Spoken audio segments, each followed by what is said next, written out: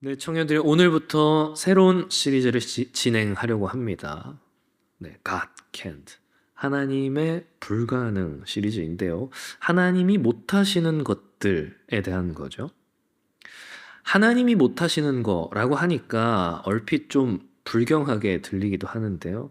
하지만 성경은 우리에게 분명하게 하나님도 못하시는 게 있다라고 이야기를 한단 말이죠. 그리고 이런 하나님의 불가능은 꼭 하나님의 무능을 이야기하지는 않는다는 거예요. 그리고 그건 역시 우리에게 위로가 되죠. 그렇죠? 왜냐하면 우리는 불가능을 일종의 무능이라고 생각하잖아요. 아, 나는 왜 이런 것도 못해? 아, 나는 왜 저런 걸 가질 수 없어? 아, 이렇게 안타까워하는 우리의 불가능. 근데 그게 꼭 우리의 무능이나 우리의 한계를 의미하지 않는다는 것을 우리는 하나님의 불가능을 살펴봄으로써 깨닫게 되는 것이죠. 그러면 청년들이요, 이번 시리즈를 통하여서 하나님의 불가능을 묵상하는 가운데 우리의 삶의 한계라는 이름으로 흩어져 있는 은혜들을 묵상하게 되는 그런 복된 시간 되시기를 소망합니다. 하나님에게는 거짓이 없다. 이거 다른 말로 하면 하나님은 거짓말을 하실 수 없다. 그렇죠? 알고 있죠, 우리는. 아니, 알고 있다고 생각하고 있죠. 청년들, 그러면 정말로 하나님에게 거짓이 없다라고 하는 사실을 여러분 정말 믿으십니까? 오늘 보면 영생에 대한 이야기를 시작해요. 근데 어떤 영생이죠? 거짓이 없으신 하나님이 약속하신 영생이라는 거예요. 여기서 거짓이 없으신 이 표현이 이제 신약 성경에서는 딱 여기에만 쓰였는데 이게 참 재미있는 게 있어요. 이 편지가 누구에게 쓰여진 것이죠? 디도에게 쓰여졌죠. 그러니까 바울이 디도라고 하는 사람에게 쓴 편지예요. 그게 디도서죠. 근데 디도가 지금 어디에 있어요? 이게 참 재밌는 점이에요. 5절을 보니까 디도가 지금 그레데에 있대요. 그레데. 그레데가 어디예요? 그레데는 섬이에요. 그레데 섬. 우리가 잘 아는 이름으로는 크레타 섬. 크레타 섬은 들어봤죠. 크레타 섬이 바로 그레데예요. 그렇다면 크레타 섬이라고 하는 장소가 왜 오늘 설교에서 중요할까? 여러분 혹시 거짓말쟁이의 역설이라고 아시나요? 그 주전 약 600여 년 전 철학자 에피메니데스가 이런 말을 했어요. 모든 크레타 섬 사람들은 거짓말쟁이다. 이게 거짓말쟁이 역설이에요. 근데 왜 이게 역설이냐? 왜냐하면 이 말을 한 이 에피메니데스도 크레타 섬 사람이거든요. 그러니까 이 명제는 참이 될 수가 없는 거죠. 왜냐하면 모든 크레타 섬 사람들이 다 거짓말쟁이면 에피메니데스도 거짓말쟁이기 때문에 이 말은 사실일 수가 없는 거니까. 그러니까 이게 자기 모순이 되어서 거짓말이라는 거예요. 아주 유명한 말인데 그만큼 이 크레타 섬, 이 그레데 섬은 거짓이 만연한 도시, 거짓으로 유명한 도시였다라는 겁니다. 그 배경에서 바울은 지금 얘기하는 거예요. 그 거짓말쟁이의 섬에 그 편지를 하면서 말하고 있는 것이죠. 하나님은 어떤 분이시다? 거짓이 없으신 분이시다. 속임과 거짓이 가득한 도시에서 유일한 진실, 그것은 거짓이 없으신 하나님뿐이라는 겁니다. 자, 오늘 본문 말하잖아요. 하나님이 약속하신 영생의 소망을 믿어라. 그렇다면 왜 우리는 하나님의 약속을 못 믿는 거죠? 하나님의 약속을 못 믿는 이유, 믿음이 약해서 그래요. 정말 그럴까요? 정말 굳게 믿고 세게 믿고 더 확신하면 그게 우리가 영생의 소망을, 하나님의 약속을 믿는 걸까요? 여기 계신 분들 중에 혹시 하나님의 존재를 의심하는 분 있으실까요? 손은 들지 마시고, 계실 수도 있겠지만 아마 여기 앉아 계신 분들이라면 거의 없지 않을까요? 하나님의 존재를 의심하는 분은 아마 없을 거예요. 하나님이 계시지 않는다던가 하나님이 거짓말쟁이라던가 그렇게 생각하는 청년은 아마 없을 거예요. 그런데 하나님이 정말 나를 사랑하시고 하나님이 정말 나에게 모든 복을 이미 주셨고 또 반드시 주실 것이라고 하는 사실은 우리가 뭔가 확신하기가 좀 힘들죠. 우리는 하나님을 못 믿는 게 아니에요. 하나님은 다 믿어요. 근데 하나님의 손을 못 믿는 거죠. 무슨 말이냐면 하나님이 역사하는 방식을 우리는 잘 신뢰하지 못한다는 겁니다. 청년들이요, 예배 시간에 왜 늦어요? 이 예배가 하나님이 나를 친히 부르셨고 나에게 반드시 은혜를 주시고자 하는 그 도구라고 하는 사실을 우리가 믿지 못하면 예배에 늦게 돼요. 설교 시간에 왜 졸아요? 설교는 목사님이 하시는 말이지 하나님의 음성을 듣는 시간은 아니야. 그걸 못 믿는 거죠. 교회 왜 가기 싫어요? 왜냐하면 교회가 사람이 세운 것처럼 보이니까. 사람들이 교회의 주인 같아 보이니까 그리스도께서 친히 세우신 자신의 몸이라고 하는 사실을 못 믿는 거죠. 여러분, 성경을 왜 안 읽어요? 하나님이 성경을 통해서 나에게, 오늘도 지금도 나에게 말씀하고 계신다라고 하는 사실을 못 믿는 거예요. 그 성경을 안 읽는 거죠. 하나님을 안 믿지 않아요. 하나님은 믿어요. 근데 하나님의 손, 하나님이 역사하는 방식은 못 믿는 거예요. 그리고 마지막으로 하나님의 손으로서 우리 자신 역시도 믿지 못하는 겁니다. 하나님의 약속이 유효하기 위해서는 내가 그 하나님의 말씀을 수납해야 되는데, 내가 나에게 수납시켜야 하는데, 우리는 크레타섬의 거짓말쟁이들이라는 거예요. 무슨 말이냐면, 우리가 그렇게 믿음의 결단이라고 결심했던 것들 아무렇지 않게 흐려졌던 기억이 있죠. 여러분 아마 있을 거예요. 은혜 받았다라고 했지만 삶으로 전혀 증거하지 못했던 그런 기억이 있죠. 입술로는 믿음을 이야기하는데 삶으로는 타협을 선택했던 그런 기억들 있잖아요. 하나님의 손끝, 거기에는 목사도 아니고 교회도 아니고 바로 우리 자신이 있다는 겁니다. 우리 자신을 못 믿는 거예요. 그러니까 왜 불안한 거예요? 하나님이 거짓말쟁이일까 봐 불안하지 않아요. 하나님은 언제나 진실되다는 사실 우리가 알아요. 그런데 우리가 속이는 자라서 불안한 거죠. 약속이 의심되는 게 아니라 약속을 믿는 우리가 의심되는 거예요. 그게 불안한 거예요. 그래서 우리는 하나님은 거짓이 없으시다 이 말에 그냥 그래 맞아 하면서 그냥 너무 쉽게 고개를 끄덕일 수가 없는 거죠. 하나님은 거짓이 없으세요. 그런데 우리가 거짓투성인걸요. 그러니까 약속이 안 믿어지는 거예요. 하나님은 나를 사랑하신다는데, 나를 위해서 자기의 아들까지 내어주셨다는데, 우리는 하나님을 사랑한다고 이야기하지만 사실 하나님보다 더 사랑하는 것들이 너무나도 많다고 하는 사실을, 우리의 사랑이 얼마나 거짓된지를 우리 스스로가 너무 잘 알고 있기 때문이죠. 그래서 못 믿는 거예요. 그런데 그런 크레타 섬에도 하나님께서는 디도를 남겨두신 겁니다. 아까 읽었던 5절 말씀에 보면 내가 너를 그레데에 남겨둔 이유는 남은 일을 정리하고 내가 명한 대로 성의 장로들을 세우게 하렵니다. 바울은 디도를 그레데, 그러니까 크레타 섬에 남겨두죠. 왜요? 장로들을 세우기 위해서래요. 다시 말해서 이건 교회를 세우는 일인 거죠. 바울은 디도로 하여금 크레타에 교회를 세우려고 했다는 것을 우리는 본문을 통해서 알 수 있네요. 근데 이 섬이 어떤 섬이라고요? 무슨 섬이라고요? 거짓말쟁이들의 섬. 거짓으로 유명한 섬이라고요. 12절 보니까 그레데인 중에 어떤 선지자가 말하되 그레데인들은 항상 거짓말쟁이며 악한 짐승이며 배만이하는 겔베. 이거 아까 말했던 그 말이잖아요. 15절 봐도. 그레데인들은 항상 거짓말쟁이라고 하는 말. 그러니까 이미 이 말이 다른 국가들에도 이렇게 인식되고 있고 너무 유명한 말이었다는 거예요. 크레테? 그래 거기 거짓말쟁이들 사는 곳이잖아. 이렇게 말이죠. 여기 나오는 이제 그레데의 어떤 선지자가 아까 얘기했던 에피메니데스 그 철학자를 말하는 거예요. 놀랍지 않아요? 성경에도 기록되어 있는 거짓말쟁이 역사. 어쨌든 근데 바울이 뭐라 그래요? 13절 이 증언이 참되도다. 여러분 거짓말쟁이의 역설은 역설이잖아요. 크레타 사람인 에피메니데스가 모든 크레타 사람은 거짓말쟁이다. 이 말은 이 논리적으로 인과가 불가능한 서술이잖아요. 모순을 가리키는 말이잖아요.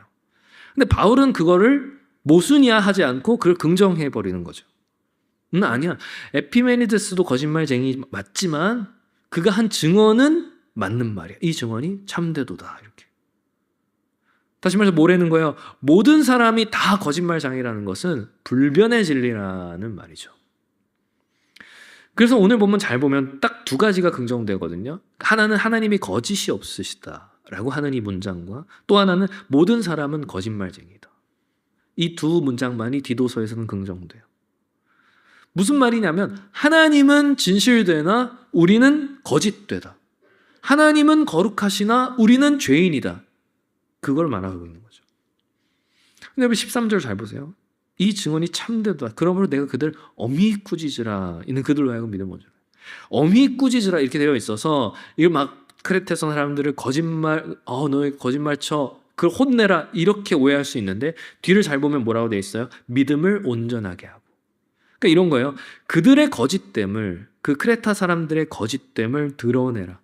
그리고 하나님의 거짓 없음을 선포해라. 그러므로 그들의 믿음을 온전하게 해라. 이해가 됐어요? 그러니까 우리는 하나님, 우리가 거짓말장이라서 하나님을 못 믿겠어요. 하나님의 약속을 못 믿겠어요. 하나님의 손을 못 믿어서 내가 약속을 못 믿겠다고 그렇게 발버둥 치려고 하지만 하나님은 말씀하신다는 거예요. 바울을 통해서 뭐라고요? 너희는 범죄하나 나는 거룩하다. 너희는 거짓되나 나는 진실되다. 이렇게 말씀하시는 것이죠. 오늘 본문인 2절. 하나님은 거짓이 없으시다. 항상 거짓말쟁이인 크레타 사람들 같은 단어가 쓰였거든요. 그런데 부정어 아가 붙으니까 항상 거짓된 크레타 사람들과 거짓이 없으신 하나님 이렇게 되는 거예요. 거짓으로 가득한 섬에 거짓이 없으신 하나님이 역사하시는 걸 오늘 본문은 보여주는 겁니다. 우리가 읽지는 않았지만 이게 뒤에 3절로 가면은 이게 전도와 연관되거든요. 더 정확하게는 말씀 선포와 연관된단 말이죠. 그러니까 거짓의 섬에, 거짓으로 가득한 섬에 거짓이 없으신 하나님의 말씀이 선포되는 거예요. 거기 진실이 선포되는 거죠. 그러니까 바울이 디도에게 뭘 명했다 그랬어요? 크레타 섬에 뭘 세워라? 장로들을 세워라. 장로들을 세우라는 얘기는 무슨 얘기예요? 교회를 세우라는 말이잖아요. 그러니까 거짓의 섬에 진리의 사람들이 세워져요. 거짓의 섬에 진리의 등대가 세워져요. 교회가 그 역할을 하는 거예요. 표대 역할을 하는 거예요. 놀랍죠. 거짓말장이들이라고 불리던 크레타 사람들 중에서 진리의 사람들이 세워지고 일어나고 그들이 공동체를 이루고 마침내 그 섬을 변화시켜가는 거예요. 진리의 빛을 비추는 거예요. 한 사람 디도에게서 시작된 변화, 수련의 용어로 빌리자면 부흥이죠. 그렇다면 이게 단지 크레타 사람들의 이야기일까요?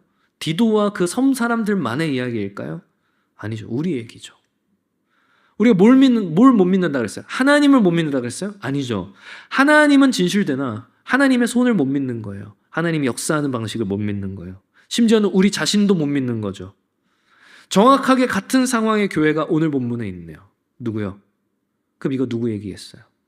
디도서에 나오는 거짓으로 가득한 이 세상을 살아가는, 그곳에서 진리의 사람으로 살아가는, 진리의 사람으로 세워져 가는 그 우리의 이야기이지 않겠어요? 그렇다면 다시 우리에게서 하나님께로 고개를 돌려보죠. 우리는 어떻게 저 세상이라고 하는 거짓으로 가득한 크레타, 저 거짓의 섬에서 살아갈 수 있을까? 어떻게 진리의 사람으로 살 수 있을까? 하나님은 거짓이 없다. 하나님은 거짓말을 할 수 없다. 우리는 착각하죠. 어떻게 거짓말을 잘하는 게 능력이라고 착각해요. 그렇지 않아요, 여러분? 그래서 가능하면 그럴싸하게 거짓말하면서 좋은 거고, 많은 사람을 속일 수 있으면 더 좋은 거고, 들키지 않으면 제일 좋은 거고, 거짓말이란 게 그런 거 아니겠어요? 생각해 보세요, 여러분. 다들 거짓말이 들통날 걸 무서워하지 거짓말을 하는 걸 무서워하진 않죠. 우린 다 들통날 걸 무서워하지 거짓말 자체를 무서워하진 않는단 말이에요. 그러니까 우리의 그 빈곤한 윤리적 기준을 가지고 하나님은 거짓말을 할 수 없다라고 하는 문장을 들으면 하나님이 굉장히 안쓰러워 보여요. 하나님 거짓말 못해? 그 좋은 걸 왜 못하셔? 거짓말하면 너무 쉽게 많은 걸 얻을 수 있는데 이렇게 돼버리는 거죠. 그러면 생각해 보세요. 하나님이 거짓말 하실 수 없다는 건 하나님이 여태까지 한 번도 거짓을 말한 적이 없다고 하는 그런 어떤 통계적인 설명을 하고 싶은 걸까요? 아니겠죠. 이건 하나님이 어떤 분이신가에 대한 하나님의 존재에 대한 설명이겠죠. 그러니까 하나님은 거짓말을 안 하는 게 아니라, 할 수 있지만 안 하는 게 아니라 거짓이라는 것을 티끌 자체도 품을 수가 없는, 거짓이 불가능한 분이시라고 하는 사실에 대한 존재적 선언인 거죠. 왜냐면 생각해 보세요. 진실과 거짓이 먼저 존재하고, 진위가 먼저 존재하고, 하나님이 진실을 택하시는 거라면 하나님이 신이 아니라 이 진실과 거짓이라는 이 구분이 신이 되어버리겠죠. 무슨 말이냐면 참과 거짓 그 자체가 하나님을 귀속시키는 게 아니라 하나님께 귀속되어 있다는 거예요. 하나님의 선택이기에 그게 참인 거예요. 하나님은 거짓을 말하실 수 없다는 것이 하나님의 전능성과 조금도 상충되지가 않는 거죠.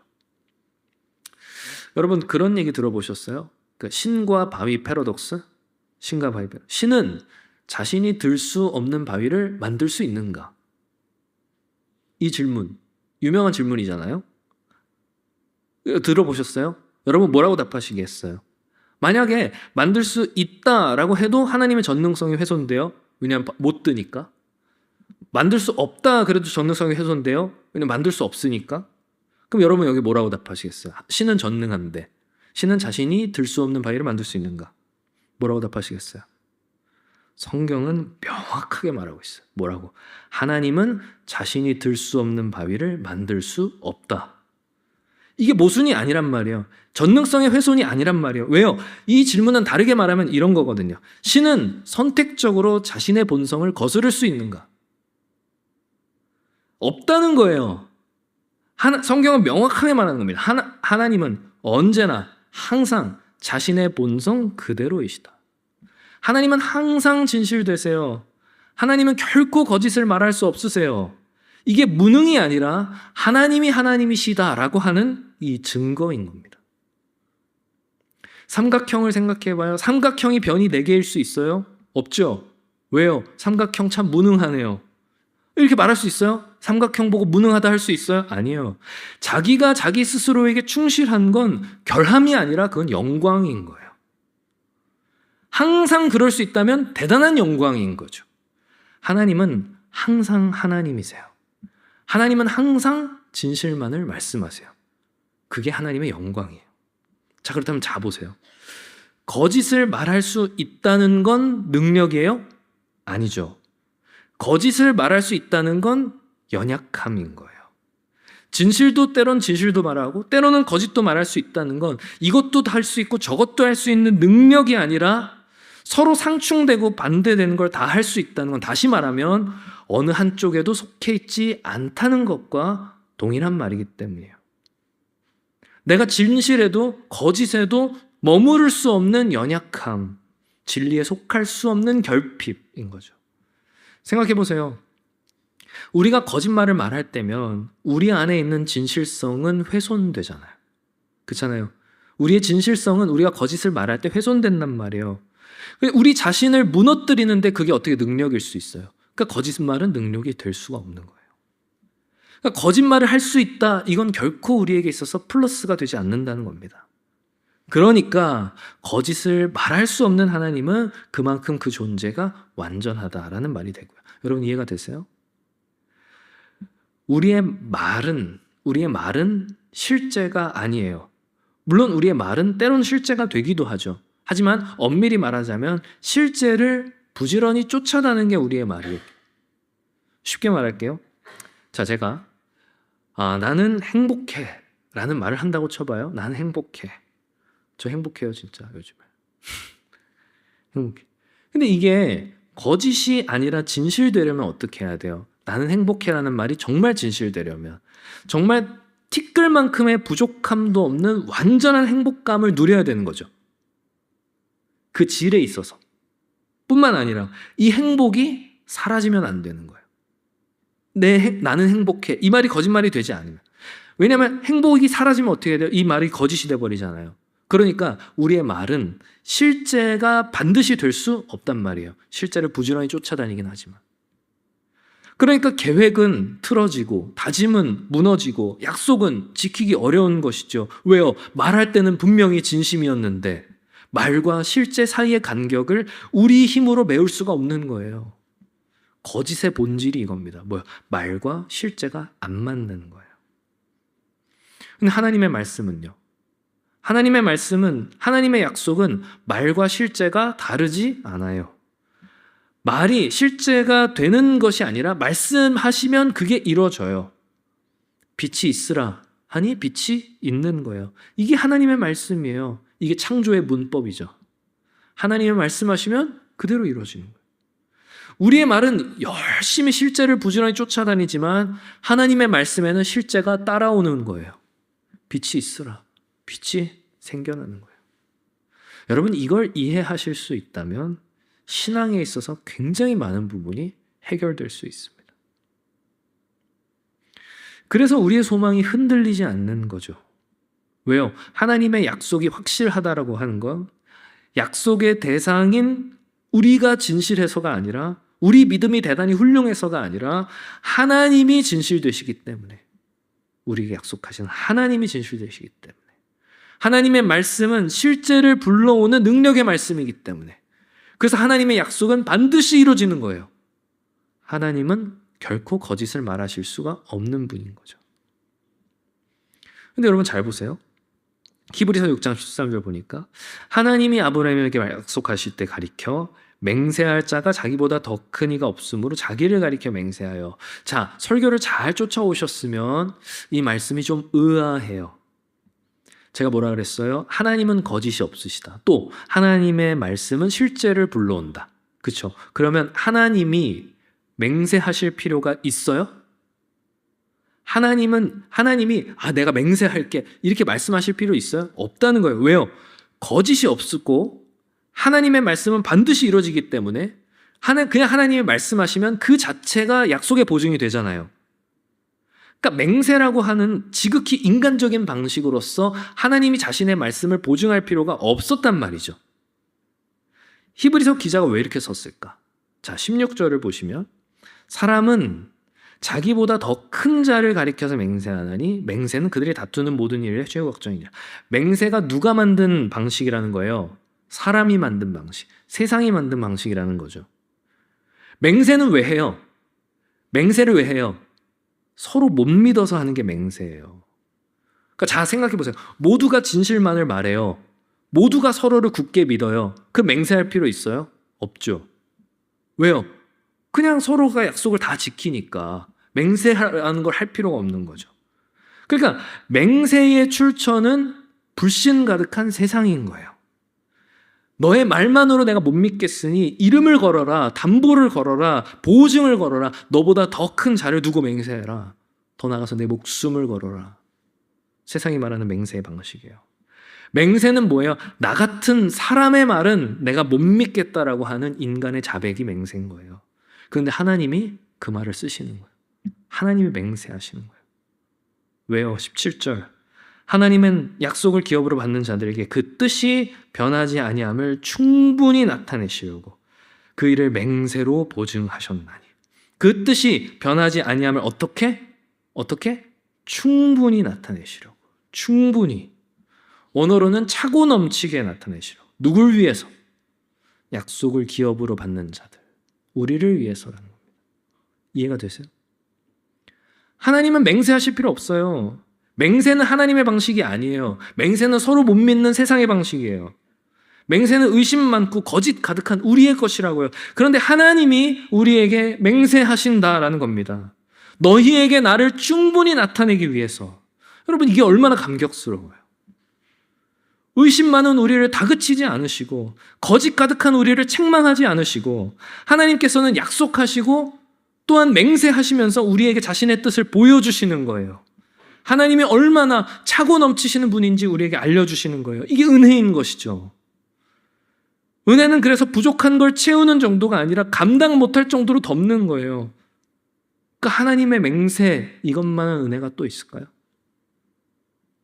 하나님은 약속하실 수밖에 없는 분이 아니죠. 하나님은 누가 시켜서가 아니라 완전히 자유로운 자기 선택으로 약속하셨어요.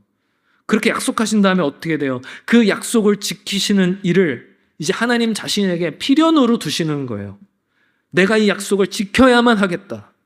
거짓말을 못하시는 하나님의 본성에 스스로 약속하신 약속이 더해지면 어떻게 되는 겁니까?